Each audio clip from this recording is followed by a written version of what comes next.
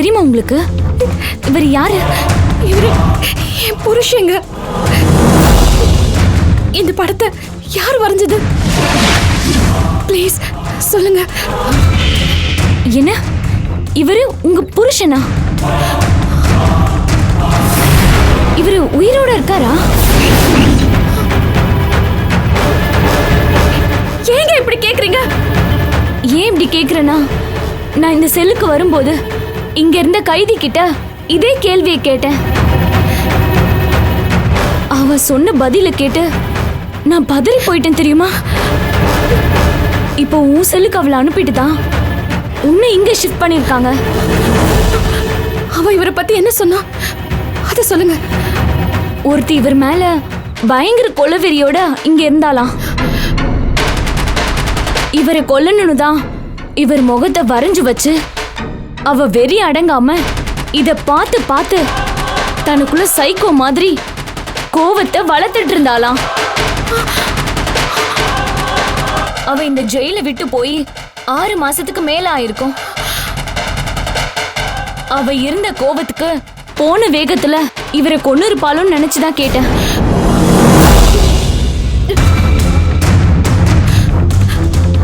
அது யாரு? அவ பேர் என்ன?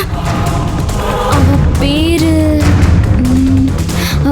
பைரவின்னு சொன்ன மாதிரி ஞாபகம் இருக்கு. பைரவி?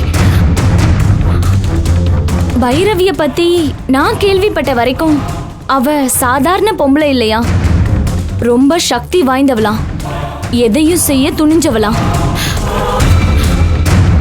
உன் புருஷனுக்கு இது வரைக்கும் ஒன்னும் ஆகலனா இனிமே ஜாக்கிரதையா இருக்க சொல்லு.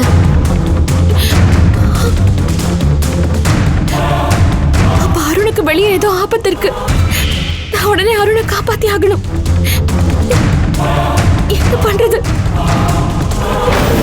வெளியே போனா நந்தினியால குடும்பத்துக்கே ஆபத்து. இந்த பைரவியால அருணுக்கு ஆபத்து. என்ன பண்றதுன்னு ஒண்ணுமே புரியலையே. கடவுளே. ஏய் கங்கா, கங்கா, கங்கா, கங்கா எழுந்துரு. கங்கா என்னாச்சு?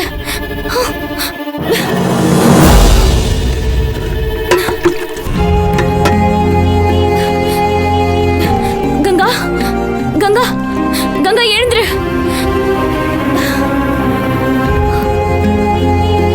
எல்லாத்தையும் கேட்டு மயங்கிட்டாளா? புருஷனை காப்பாத்தணும்னு உனக்கு துடிக்குது, உன்கிட்ட இருந்து உண்மையை வாங்கணும்னு எனக்கு துடிச்சிட்டு இருக்கு. இனிமே நீ என் கூட தானே இருக்க போற. இப்போ இல்லைன்னா என்ன, எப்படியும் உன்கிட்ட இருந்து விஷயத்தை வாங்கிடுவேன்.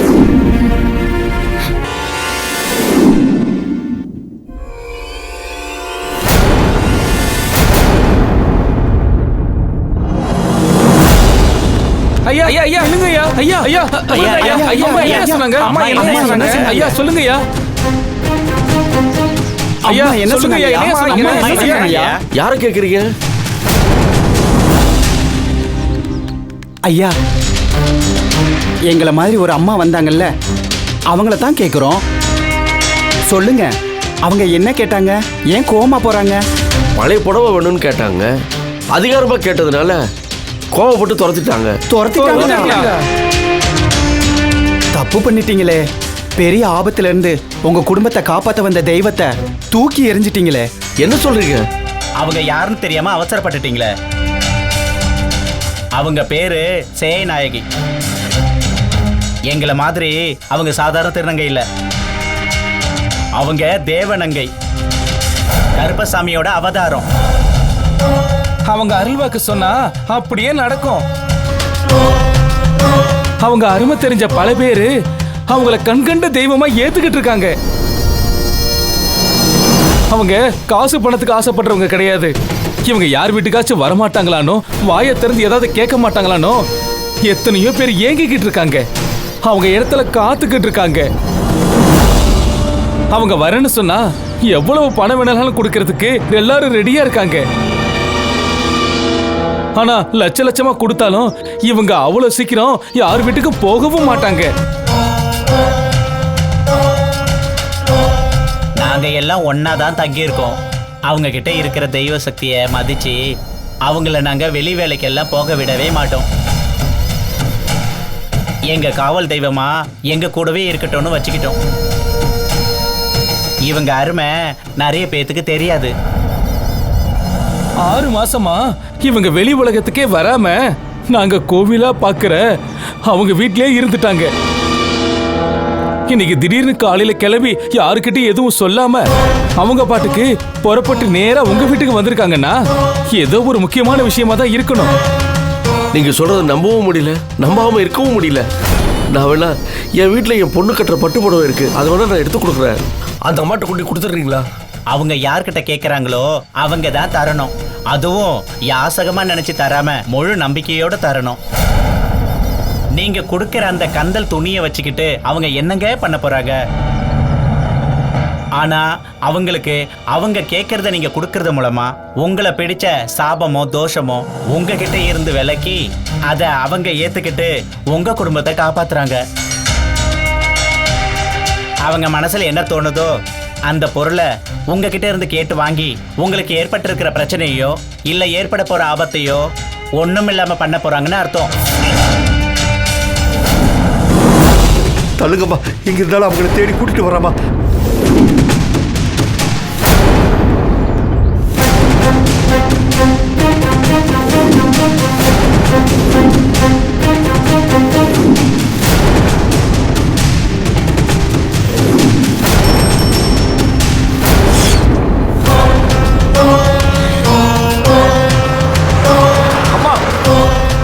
அம்மா, நில்லுங்கம்மா. அம்மா, அம்மா, உங்களை பத்தி தெரியாம வீட்டில் உள்ளவங்க பேசிட்டாங்கம்மா, மன்னிச்சிருக்கம்மா. அரண்மனைக்கு வாங்கம்மா. நான் யாருன்னு தெரிஞ்சதுக்கு அப்புறம் உங்க சுயநலத்துக்காக என்ன அரண்மனைக்கு கூப்பிடுறியா? இன்னைக்கு நான் அரண்மனைக்குள்ள வரணுங்கிறது கருப்பருடைய உத்தரவு. அதனாலதான் வந்தேன். நான் வந்தத அங்க யாரும் மதிக்கல. மதிக்காத இடத்துல எனக்கு என்ன வேலை? கேட்கிறப்ப கொடுக்கப்படாத எந்த பொருளும் தொப்பையில போறதுக்கு சமம். அம்மா, அப்படி சொல்லாதீங்கம்மா. தெரியாம நடந்து போச்சு. கெஞ்சி கேட்கிறம்மா, உங்களை மதிச்சு கேட்கிறம்மா. வாங்கம்மா. உருவத்தை பார்த்து உதாசீனப்படுத்தாம உள்ளுக்குள்ள இருக்கிற ஆன்மாவை பார்க்கறவன் தான் மனுஷன். அந்த வீட்டுல யாரும் மனுஷங்க இல்ல. கருப்பரோட சேயநாயகி திரும்பி போயிட்டா அப்புறம் யாராலையும் திருப்ப முடியாது.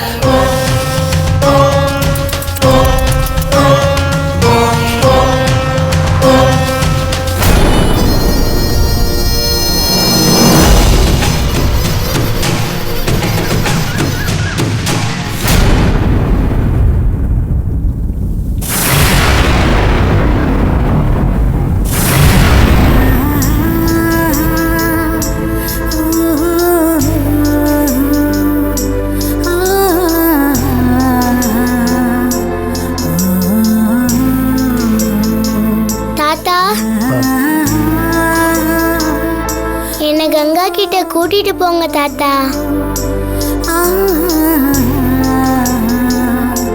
நானும் உங்களை அப்போதுல இருந்து பாக்குறேன். நீங்க ஒரு தடவை கூட நம்ம கங்காவை ஜெயில போய் பார்க்கவே இல்லையே. ஏன் தாத்தா? உங்க ஃப்ரெண்டு சாகிறதுக்கு கங்கா தான் காரணம்னு நம்புறீங்களா? சொல்லுங்க தாத்தா, கங்கா மேல கோவமா தாத்தா?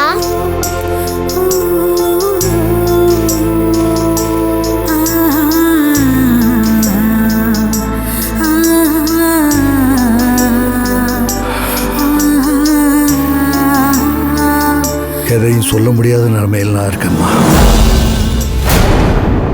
இந்த நிமிஷம் நான் யோசிக்கிறது அடுத்த நிமிஷமே எனக்கு பொய்யா தோணுது.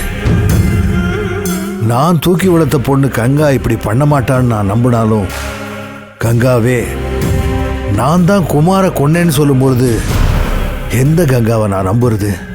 நீயே சொல்லுமா. எனக்குள்ள இருக்கிற கங்காவையா இல்லை வெளியில இருக்கிற கங்காவையா தெரியலம்மா. இந்த வீடு சந்தோஷமா இருக்கிறதுக்காக என்னென்னமோ செஞ்சிருக்கேன். அதில் ஒன்று தான் கங்காவை அருணுக்கு கல்யாணம் பண்ணி வச்சது. ஆனால் இப்போ கங்கா இந்த வீட்டுக்கு வர இஷ்டம் இல்லாமல் ஜெயிலில் இருக்கான்னா அவளுக்கு வாழ கொடுத்து வைக்கலன்னு நினைக்கிறதா இல்லை வாழ பிடிக்கலன்னு நினைக்கிறதா தெரியல. ஆனா அவ எதுவுமே சொல்லாம அவ அமைதியா இருக்கிறதுக்கு பின்னாடி ஒரு காரணம் இருக்குன்னு நினைக்கவா இல்ல அவ ஆபத்துல இருக்கான்னு நினைக்கவா?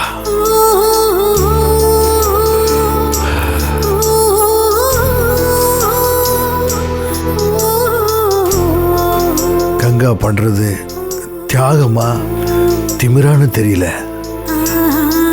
அவ கொண்டது என் பார்ட்னரா இருக்கலாம், ஆனா செத்தது நான் தாம்மா. இதுக்கு மேல என்ன எதுவும் கேட்காதம்மா. குடும்பம் நல்லா இருக்கணுங்கிறதுக்காக சாமி கிட்ட வேண்டிக்கிட்டு ஆட்டை பலி கொடுக்கறப்போ அந்த உயிர் போகுதுன்னு யாரும் யோசிக்கிறதில்ல. சாமி நல்லது பண்ணா போதும்னு தான் நாம நினைக்கிறோம். நானும் அப்படி நினைச்சுதாம்மா சில காரியங்களை பண்ணி புண்ணியத்தை சேர்த்தேன். இப்படி சேர்த்ததுல பல புண்ணியங்களுக்கு நடுவில் எனக்கு தெரியாம சில பாவங்களும் சேர்ந்துருச்சுமா. அதனால தான் இந்த குடும்பம் இப்படி ஆயிடுச்சோன்னு பயமா இருக்குமா. வழக்கமா தாத்தா மடியில தான் குழந்தைங்க படுக்கும், ஆனா இப்ப இருக்கிற என் மனவேதனைக்கு கொஞ்ச நேரம் உன் மடியில படுத்துக்கணும் தோணுதுமா. படுத்துக்கிறம்மா.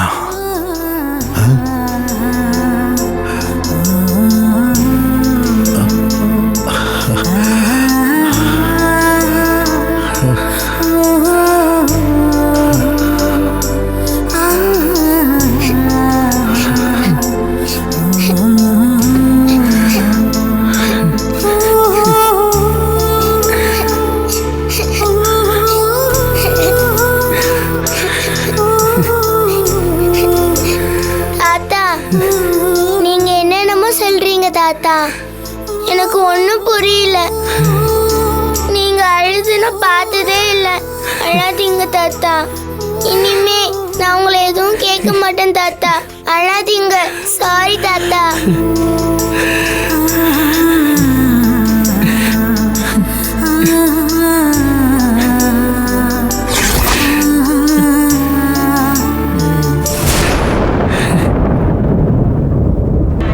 ஐயா,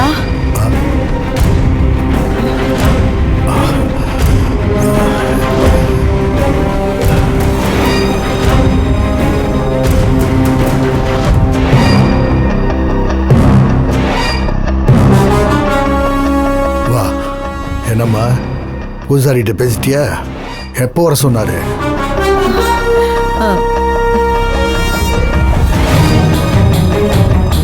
ஏம்மா பேசாம இருக்க? ஒன்றும் இல்லைங்கய்யா, பேசிட்டேன். நாளைக்கே வர சொல்லிட்டாரு. ஆனா குடும்பத்தோடு சேர்ந்து எல்லாரும் வரணும்னு சொல்லியிருக்காருயா. நீங்க குடும்பத்தோடு போற மாதிரி இருக்குங்க ஐயா. அதனால என்ன, எல்லார்ட்டையும் நான் பேசி கூட்டிட்டு போறேன். நாளைக்கே அந்த வாழைத்தோப்பு நாகதேவதையை பார்த்து என் குடும்பத்துக்கு ஒரு விமோச்சனம் வாங்கிட்டு வரேன். நல்லதுங்கய்யா. சரிம்மா.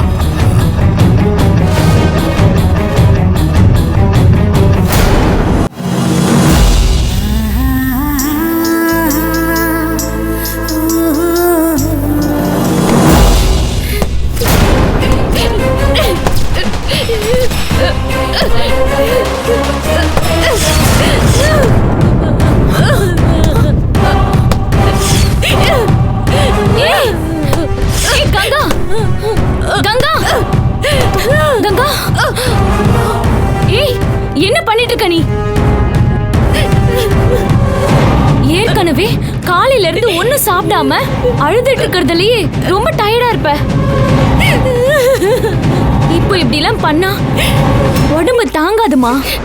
தாங்க வேண்டாம், நான் சாகுறேன். கண்ணுக்கு தெரிஞ்சு புருஷனுக்கு ஒரு ஆபத்துன்னு தெரிஞ்சும் என்னால காப்பாத்த முடியாம இருக்கேன். என்ன ஏதுன்னு சொன்னாதானே தெரியும். என்ன சுத்தி இருக்கிற ஆபத்தை எப்படி நான் உங்களுக்கு சொல்லி புரிய வைப்பேன்? நீ சொல்லு, உன் பிரச்சனை என்னன்னு சொல்லு. பைரவியால அவருக்கு ஏதாவது ஆயிடுமோன்னு பயமா இருக்கு.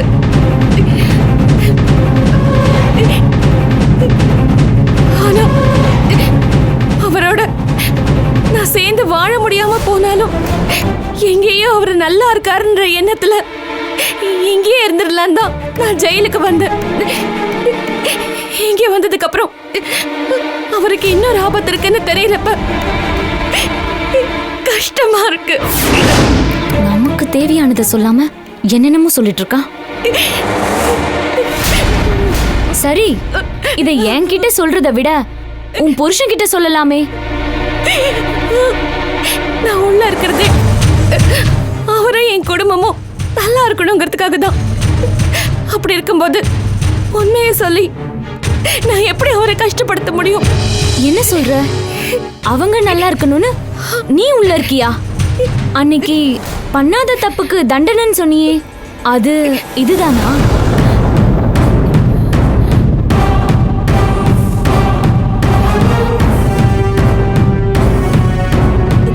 என்ன நீ இப்படி பைத்தியக்காரத்தனம் பண்ற அளவுக்கு அப்படி என்ன நடந்துச்சு? நான் கும்பிட்ட ஏன் நாகமாவே நான் வாழ்றது பிடிக்காம என்ன இந்த நிலைமைக்கு தள்ளிடுச்சு. இனி யார நம்புறது, யார நம்ப கூடாதுன்னு ஒண்ணுமே தெரியல.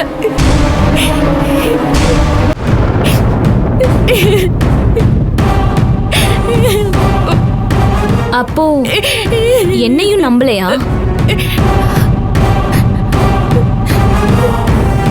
உங்ககிட்ட சொல்லி அழணும் தான் தோணுது. ஆனா ஏதோ ஒண்ணு தடுக்குது. உங்களை முழுசா நம்பி சாமி கிட்ட சொல்லி அழற மாதிரி நான் சொல்றேன். தயவு செஞ்சு உங்களுக்கும் எனக்கும் தவிர இதுவரை யாருக்கும் தெரிய வேண்டாம். இப்போ உங்ககிட்ட சொல்றது கூட என் மனசுல இருக்க பாரத்தை இறக்கிறதுக்கு இல்ல, இது மூலமா ஏதாவது விடிவு காலம் பிறக்காதாங்கிற ஏக்கத்துலதான். ஒரு நாள் நான் நாகம்மாவுக்கு பூஜை பண்ண போனப்ப, இன்னைக்கு நானே உனக்கு பூஜை பண்றேன்.